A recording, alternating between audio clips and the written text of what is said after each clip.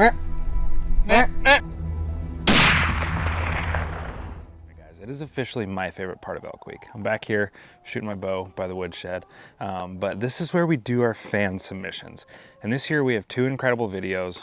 One of them is just a really cool hunt, and it's a really good example of just get a camera. You don't have to get something crazy, and just get out there, teach yourself how to edit, film your hunt. You never know what can happen. And then the second one, is just a really cool story. Honestly, it's really well told. The guys at this channel did an incredible job. You might end up crying. I'm not gonna say I did, but I'm not gonna say I didn't. So I just want to give a huge shout out to both these people. I'm gonna link both their channels in the description. It would mean the world to us if you go follow these people. And congratulations, you guys, on winning. Go subscribe to their channels, watch the rest of their stuff. I'm sure the rest of it's good as well. So congratulations, you guys. You went above and beyond with these submissions. They're both awesome, and we just want to give them the recognition they deserve. And so without further ado, check it out. I jokingly said it for a while, but like we really do. I celebrate 2 birthdays every year.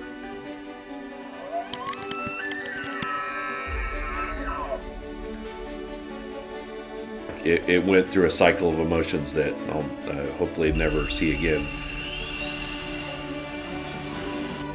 Timing is everything. We hear that platitude all the time. Like, it was a left turn instead of a right turn, and the right turn would have been a completely different outcome.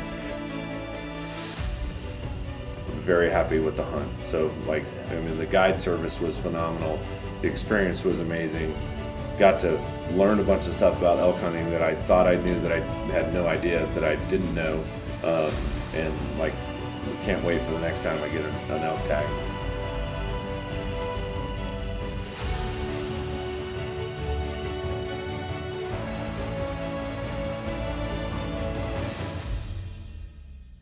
So I'm retired, Lieutenant Colonel Scott Frederick, and go by Fester. Fester given to me by Magoo McFall. Love you, but I hate you, brother.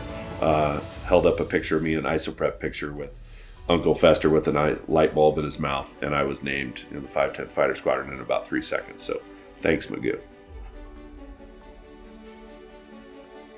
We don't ever want to see that year again, because it was early on, obviously 22nd of July. There's 1,000 ways that could have gone differently. So it's tough when you realize how close you came to dying.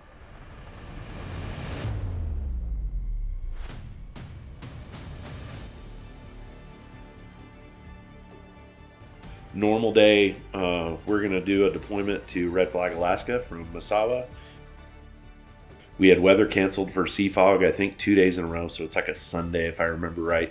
And we're taking off early to do the 7-hour flight over to Eielson. And we're through the 3rd tanking, I think, staying topped off for all that. Uneventful, no big deal. Of note, kind of funny, it's about that time where it's time to break the seal. So I hit the boom, and I go out to the right wing, standard off there, and we're spaced out, and I was like, oh, hey, 3's racehorse, I'm gonna go hit the piddle pack. And like, no kidding, I am in the, like, just about to start going to the bathroom, my piddle pack, and I get thrown forward in my seat.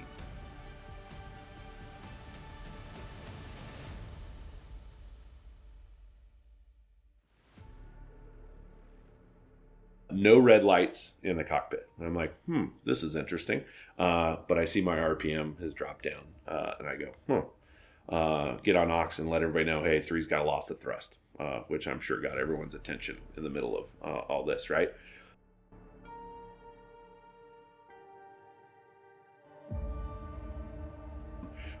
It's been a while. And then all of a sudden, like, whoop, the motor fails.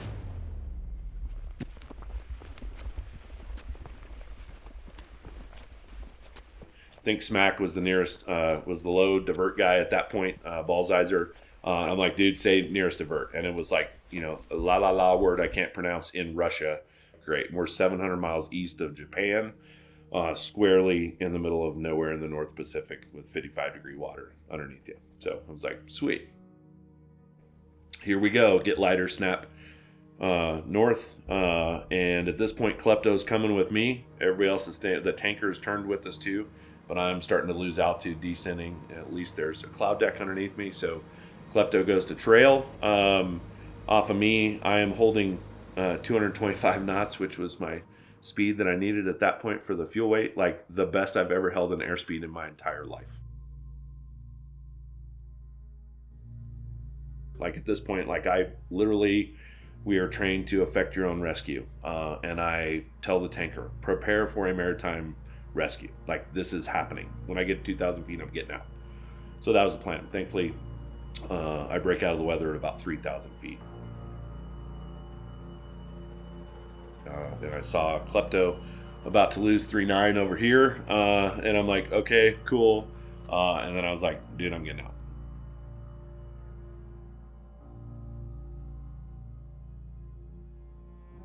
Nothing good happens by waiting. So at that point, I made a quick radio call and told him I was getting out on the radio, and got in my good body position and pulled the handle.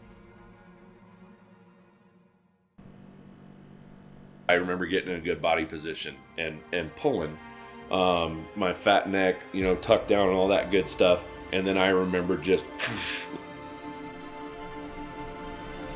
and then opening shock was the first thing I remember. And that's probably when I opened my eyes. What's going to happen next?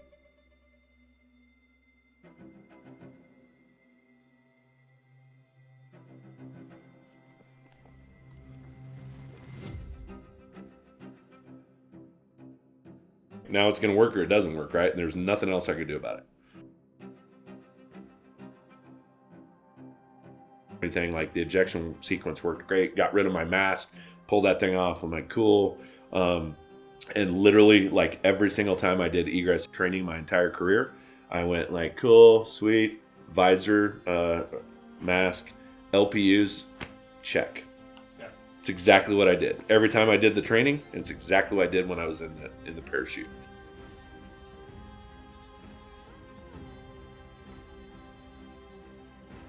I pulled the radio out and started talking to my flight lead, Cheech. And I'm like, hey, I'm not hurt. I'm okay.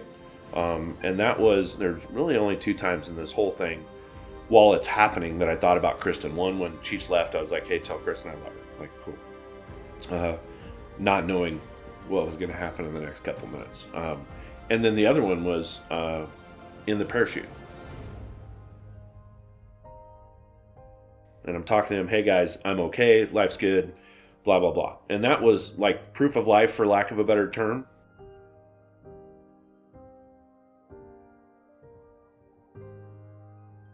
And now it's prepare for landing. No LPUs inflated because I was an idiot. But like my raft is inflated, hanging below me. I can see that there. And it's a quiet little like parasailing. I'm like, cool, this is a piece of cake. And I hit the water and probably sank a whole bunch. LPUs inflated, the little charge that does that when the Sea Wars or whatever, like good on you, that all worked, love it. Whoosh, I hit there, and dude, I have never gotten into the raft and all the water survival rehacks that I've done over the years as easy as I did that day.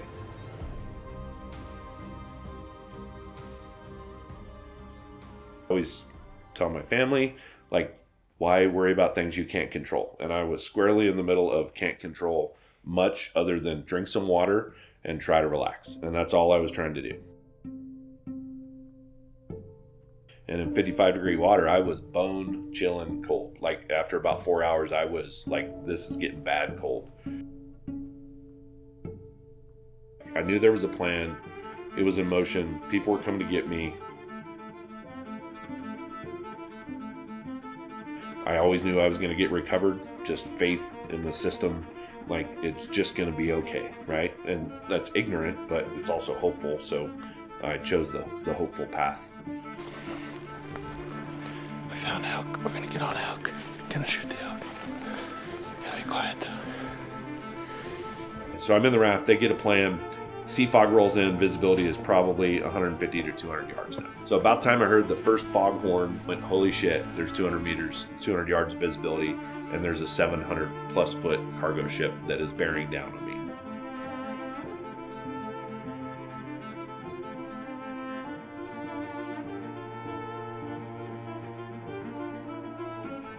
Like I'm gonna get run over by the cargo ship. But the cargo ship wasn't going to get me. That was part of the plan. They had the Hokum that had a Zodiac they could lower down.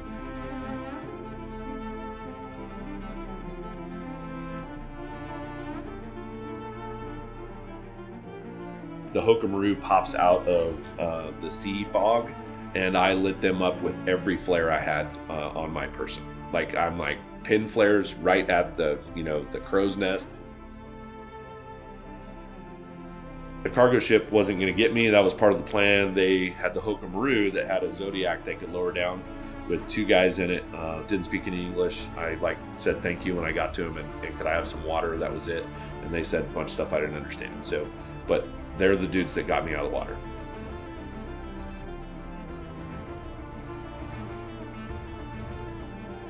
So that was the plan. The Zodiac took me over to the embarkment ladder, like the big old rusty metal ladder that goes down to the dock off of a 50-foot tall cargo ship. And they get me out on the raft and get all my stuff. And then we walk up the embarkment ladder. And I thanks guys. And off go the Japanese. They go back to their ship and off they go. Never saw them after that. I went up the ladder. He grabbed all my stuff. And then I'm on the MV Manikai.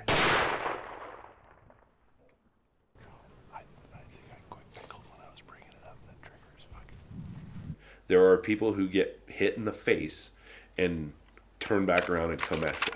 And there are people who get hit in the face and fall over and go into their little safe place and cuddle up and they quit. But then going 12 to 13 knots across the Great Circle steering route up by the Aleutian Islands and then down, it was going to be down the west coast to Long Beach. But then they came up with a plan with the Cutter Monroe out of Kodiak, Alaska, sailed south, rejoined with the cargo ship, out in the middle of nowhere, and then they sent a Zodiac over. I get into the Zodiac, they go over there, lift us up, and now I'm on the Coast Guard Cutter Monroe.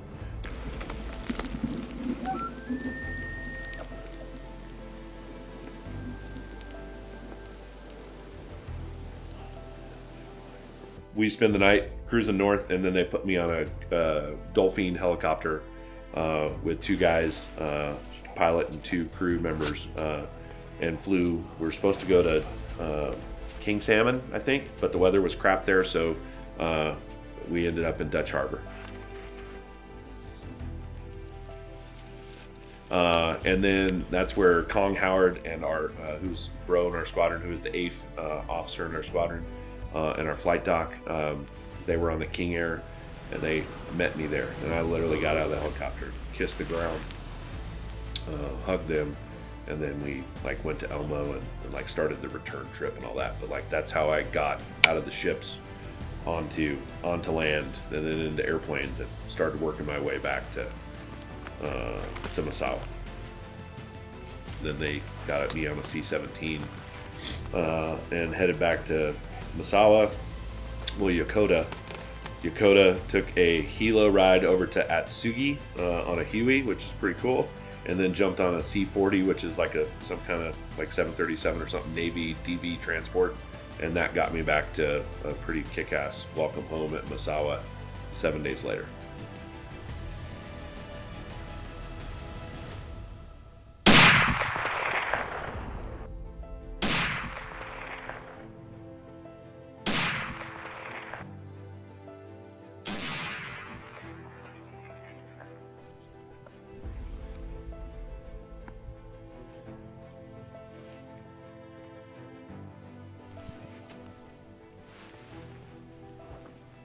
So hunting is therapy. We call it wind therapy on a motorcycle. It's therapy hiking around the mountains. People go hiking, right? I go hiking too. I just carry a bow or I carry a rifle. I don't usually go hiking for fun, which, is just what I like to do. I'll go up there. So the hunting piece of this and the therapy piece of it is riding a motorcycle all day and then sitting around and having a cocktail over dinner and you talk about stuff with other veterans, especially. Super rewarding because there are things that I will talk about with veterans that I won't ever talk about with other people.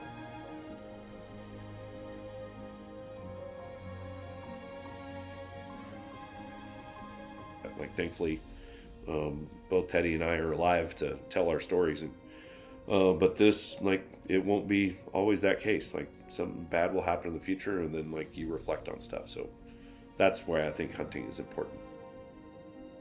Had some more conversations about some shared experiences that we have, which is what this whole thing started from, is whether it's hunting, whether it's whatever you do, man. Riding motorcycles is therapy for me. Whatever your thing is, but this is a great one. So, like, if you're somebody that needs to get out there and process some of the demons, as we call them, this is a great way to do it. I walked away from that hit slash miss, not a dead elk, but very happy with the hunt. But it's a process and it's rewarding. And it will be for other people too. And hopefully it turns into something that is, we can continue going and get other people to support it and sponsor it, because just like the dude that rides motorcycles that prevents him from taking his own life, like, this could be the game changer for somebody. Like, they got to go tell their story, or they got to go experience it and listen to somebody else's story and be like, oh yeah, I'm not the only one that's ever happened to. Tell those stories, because it is a little bit of therapy, and it's not, it's just being excited about what you do. Because if you don't care about what you do, then what are you doing, right? So you should want to tell the story, even the shitty ones.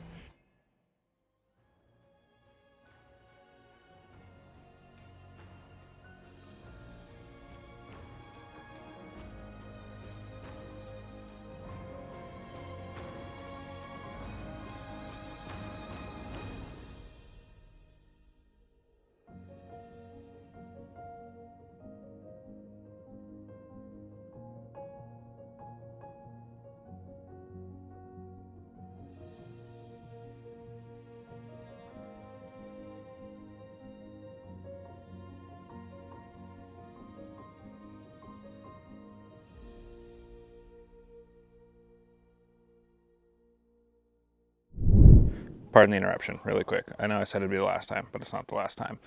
We have a couple things going on right now. So we just launched 2 new reeds, the Magic Circle and Old Growth. So Old Growth is my favorite reed. And then all of our elk calls right now are 20% off. So get in on that. It's only for a couple more days. And then also we have $20 off meat bags right now. On top of that, we're doing a free giveaway. So you don't have to buy anything to get entered. Just click the link, go to our website, and just get signed up. You can get signed up every day from now until the end of Elk Week. And it's everything you need to go elk hunting. So, and it's free to enter. So once again, thank you guys. And I think you're really gonna like this next video. 2 encounters, 2 bulls fighting.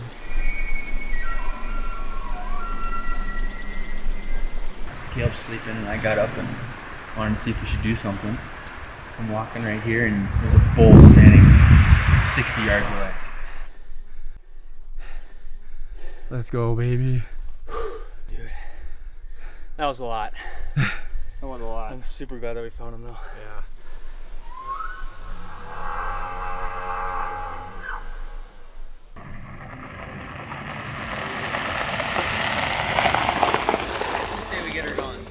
Do it. So I got this New Mexico tag in my hands.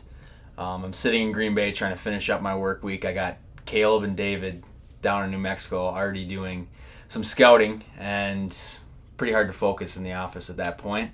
And little did I know that they start teasing me with some videos and some footage saying that they had gotten some pretty close encounters with a bull, but I didn't believe anything they were saying about it, so I was like, kind of prove it to me, send me some stuff. And little I know, they sent me a video of a 320 to 350 inch bull at 8 yards. And at that point I was like, let's get this 22-hour drive going and let's start heading to New Mexico.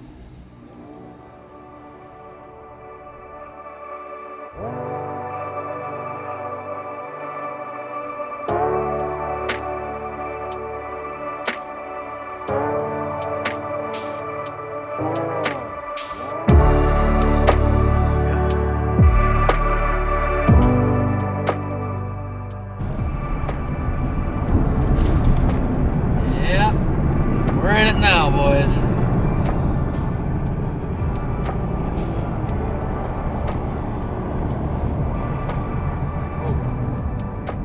Is there still a cooler back there?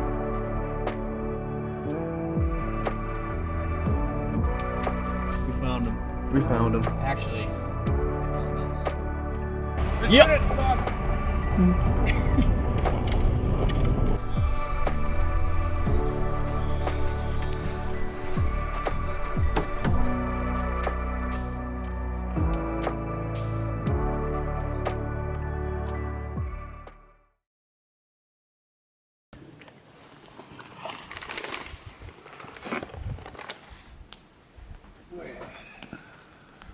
Is it working?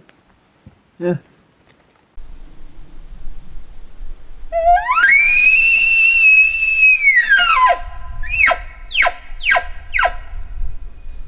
Day one, we start off with finding out pretty quickly the caliber of hunting country we're in.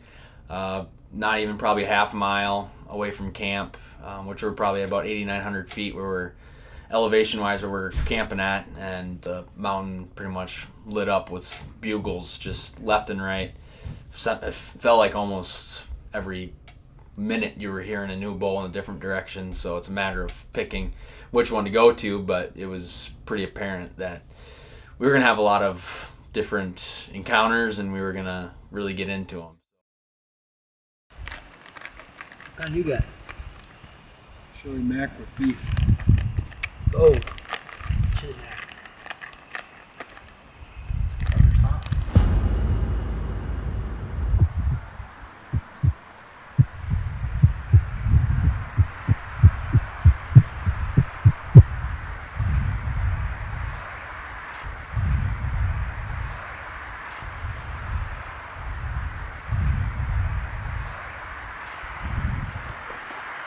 What the heck?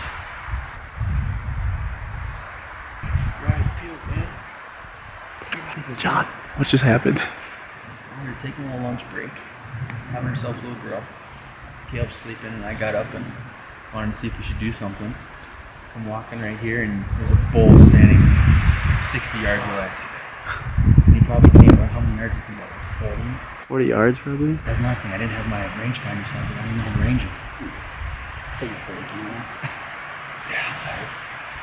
But that's 3 encounters today. So. Damn, that is freaking crazy.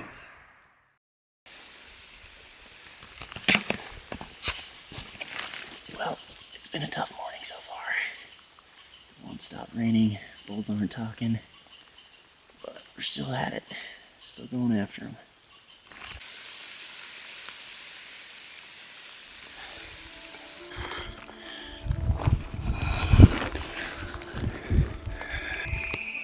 He's not all that far up there. Making our way up the mountain, we ended up running into a large herd of elk. We wanted to put an aggressive stalk on them and see if we could get into bow range of one of those bulls.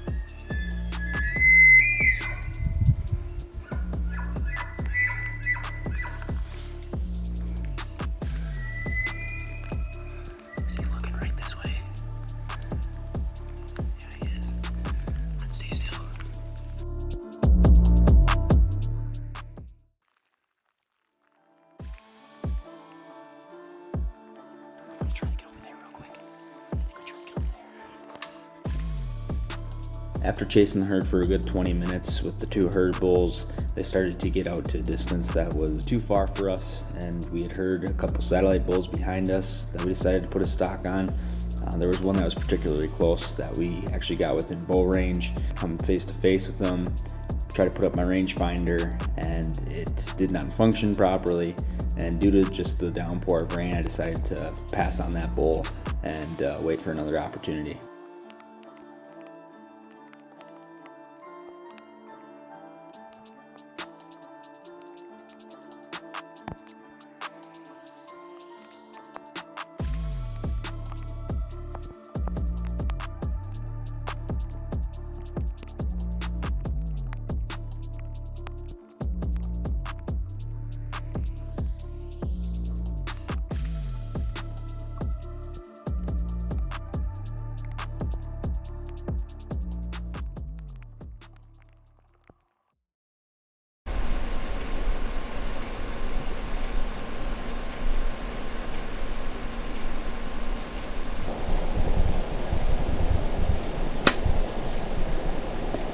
Bullseye, baby.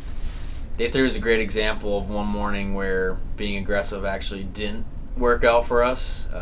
We had put a stock on just a bugle that we heard over a mountain, and pretty much started busting in from there. We were doing a little bit of calling, and at one point we're kind of cresting over a hill and saw some movement and some antlers sprinting the other direction. So if we would have just stayed back and maybe posted up, we would have maybe had a chance, but we ended up kind of finding some other bulls that actually were in a really big herd. There's probably 30 different cows, and then I don't know, 4 herd bulls, or four bulls in that herd, probably a couple satellites, but that was another really high action day. And we actually ran into a cougar kill, which was pretty eerie, but it was pretty fresh, probably from the day before. But just kind of some cool things that we ran into that day, and probably one of the craziest days for bugling and being up close.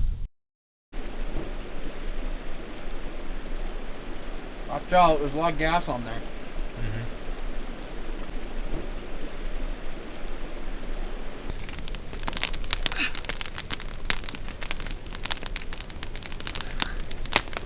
Barbed wire not working, buddy? Sorry, Jen, hold this pole. Yeah. I'll help him. No, we're good. Okay.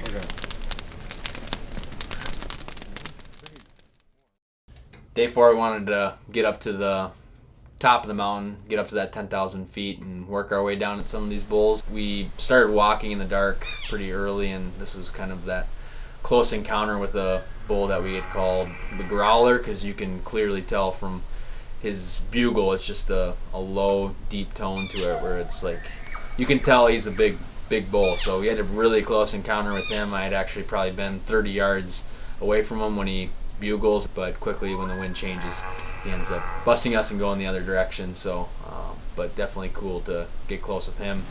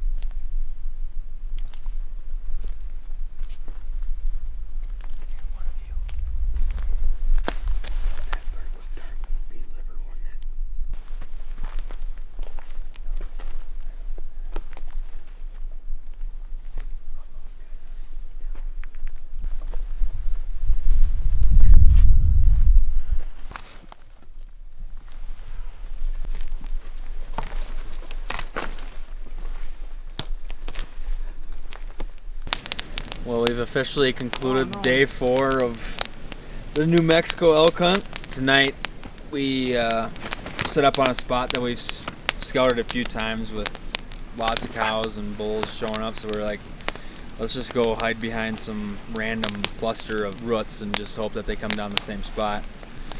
And we had a cow and a calf coming in about 8 yards, and then a bull right behind them who kind of went off track a little bit, but he was about at 35 and I took a shot. We tried to stop him. We slowed him down, but honestly I feel pretty good about the shot. We kind of reviewed the footage. We tracked him for about 500 yards today, but we're gonna go figure out if he's dead tomorrow. So we'll keep you posted, and we're gonna figure this out. Hell yeah. We got her in the sack. We're good. Dave's confident. Yep. I don't know, with the Dead to rights. Yeah. I don't know. It felt a little high. I think I clipped along. We found some bubbles in the blood, but it wasn't bleeding a ton. So a little concerning. But I had a pass through with the broadhead and it sounded really good when it hit the bull. So nice 5x5. So We'll take it. yep. Time to dry boots.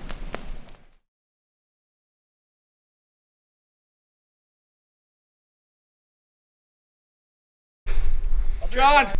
I don't want to see him. Hell yeah. Woo! He's a 6. Let's go. He's a 6x6. If you count this. Right? 6x5. I hear these guys just screaming at me saying, John, we found him. So at that point, the relief came down on me and I was like, thank you, Lord, for bringing this bull to me. So very happy. Let's go, baby. John, how do you feel right now? Oh, dude. That was a lot. That was a lot. I'm super glad that we found him, though. Yeah. Fuck yeah, Johnny. Appreciate it. Good job, brother. Congratulations. Not gonna lie, I didn't have much hope there at the end. Brennan, Hey, appreciate you, brother. congratulations, man. Thank you. Alright, shit. We just went through what we call an emotional roller coaster. Shot this one last night at about 5:30. He was walking when I took the shot, and obviously not a great shot. I don't really know where the entrance was, but we basically spent about 2 hours, I'd say, trying to find him, and eventually found him out here on the side of a hill. So I'm surprised he went this far, but pretty sure we got a 5x6. Could be happier. Thanks to all these guys though, because they put up with me not drawing back on bulls and multiple encounters. So we're gonna get them cut up and we're gonna get them out of here.